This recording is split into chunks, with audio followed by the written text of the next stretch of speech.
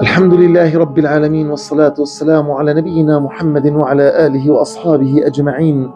يقول الله تبارك وتعالى: إنا أنزلناه في ليلة القدر وما أدراك ما ليلة القدر. ليلة القدر خير من 1000 شهر. تنزل الملائكة والروح فيها بإذن ربهم من كل أمر. سلام هي حتى مطلع الفجر.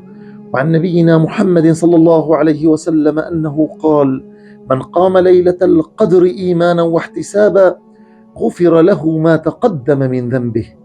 أيها الأحبة، إنها ليلة القدر، هي ليلة عظيم شأنها، رفيعة مكانتها، عال قدرها، كثيرة خيراتها وبركاتها.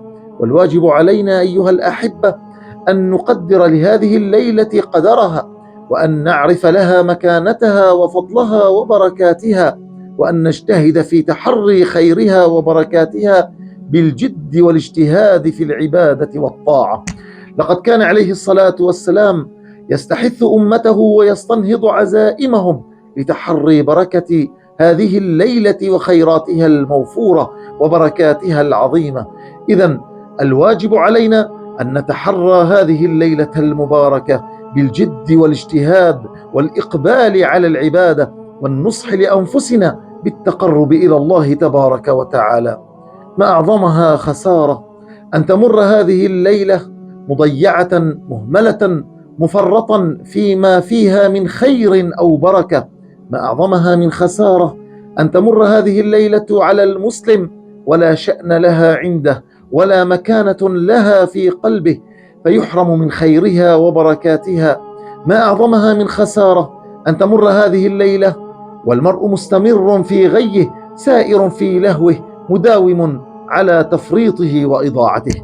أيها الأحبة، إذا لم تتحرك القلوب إقبالا على الله عز وجل في مثل هذا الوقت المبارك والموسم العظيم، فمتى عساها تتحرك؟ إذا لم تتحرك تلك القلوب إلى توبة لله تبارك وتعالى في مثل هذه الأيام، فمتى تكون الإنابة ومتى تكون التوبة؟ إن الواجب علينا أن نقبل على الله تبارك وتعالى إقبالا صادقا، تائبين إليه من ذنوبنا، سائلين سبحانه العافية، راجين رحمته، طامعين في فضله وعظيم ثوابه. وإن مما ينبغي أن نهتم به في هذه الليلة، ليلة القدر، الإكثار من الدعاء، ولا سيما ذلكم الدعاء العظيم الذي علمه النبي صلى الله عليه وسلم لأم المؤمنين عائشة رضي الله عنها. ففي الترمذي أن عائشة قالت: يا رسول الله، أرأيت إن علمت ليلة القدر أي ليلة فماذا أقول؟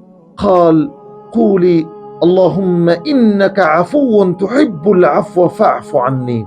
ما أعظمها من دعوة مباركة، وما أجملها في ليلة القدر المباركة.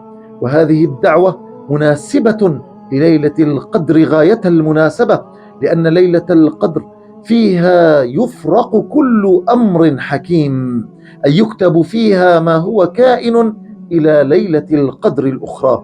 فما أجمل أن يقبل العبد في ليلة الكتابة على الله تبارك وتعالى يسأله العافية. ومن أعطي العافية في هذه الليلة فقد أعطي الخير كله. اللهم إنا نسألك العفو والعافية، اللهم إنا نسألك العفو والعافية في الدنيا والآخرة. اللهم اعتق رقابنا من النار. اللهم إنك عفو تحب العفو فاعف عنا، والحمد لله رب العالمين.